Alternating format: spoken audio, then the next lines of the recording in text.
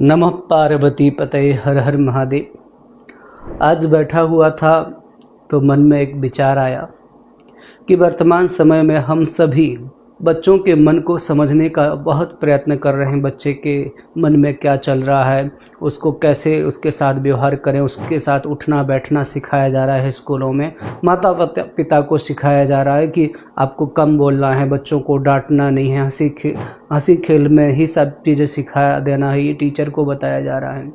Teacher भी नाचते गाते बच्चों को सब सिखा रहे हैं। बड़ी चीज़ें चल रही हैं समाज में बच्चों के मन को समझने के लिए।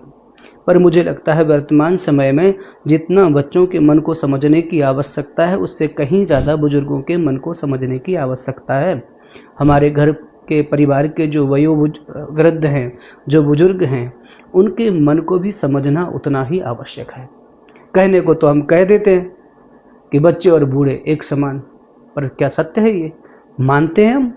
कह देना अलग बात है, मानना अलग बात है, हम मानते नहीं हैं। तो बच्चे बूढ़े एक समान है, तो जैसे बच्चों के मन को समझने की कोशिशें की जा रही हैं, ऐसे ही बुजुर्गों के मन को समझने की कोशिश की जानी चाहिए।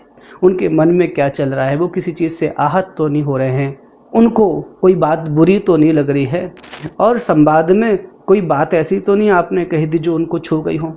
हास परिहास करते समय भी आप सावधान रहिए, क्योंकि पता नहीं बुजुर्गों को किस बात का बुरा लग जाए। आप घर में 2 घंटे तक बच्चे को खिलौना देकर के चुप कर सकते हैं, वो शांत रहेगा, खेलता रहेगा। पर 2 घंटे तक अगर घर में कोई बुजुर्ग है और आपने संवाद नहीं किया, तो पता नहीं वो क्या सोचे। ये सोचने लग जाए कहीं हम भार तो नहीं बन गए, कहीं हम बोझ तो नहीं बन गए। अरे वो कुछ भी सोच सकते हैं, वो बच्चे हैं, लेकिन बुजुर्ग बच्चे हैं। ऐसे बुजुर्ग बच्चों के मन को समझने के लिए हमें ज़रूर चिंतन करना चाहिए, विचार करना चाहिए। और विचार करते समय मेरे मन में ऐसा है कि कुछ बातें अगर आप ध्यान रखें तो हम अपने बुजुर्गों को प्रसन्न रख सकते हैं, हम अपने माता पिता को प्रसन्न रख सकते हैं। फर्स्ट, संवाद निरंतर करते रहिए। सेकंड, हमें सबसे ज़्यादा अटेंशन उन्हें ही देना है। जैसे बच्चे अटेंशन चाहते हैं, ऐसे बुजुर्ग भी अटेंशन चाहते हैं। तीसरी बात, घर में कोई भी चीज़ लाएं तो सबसे पहले उनको दिखाएं। उसमें से सच मानिए उनको 5% भी नहीं चाहिए, लेकिन उससे उनका आत्मसम्मान बढ़ता है कि मुझे बताया जाता है, मुझसे पूछा जाता है। आज भी मेरी अहमियत परिवार में उतनी ही है, घर में उतनी ही है। वो इस बात से बहुत खुश हो जाते हैं।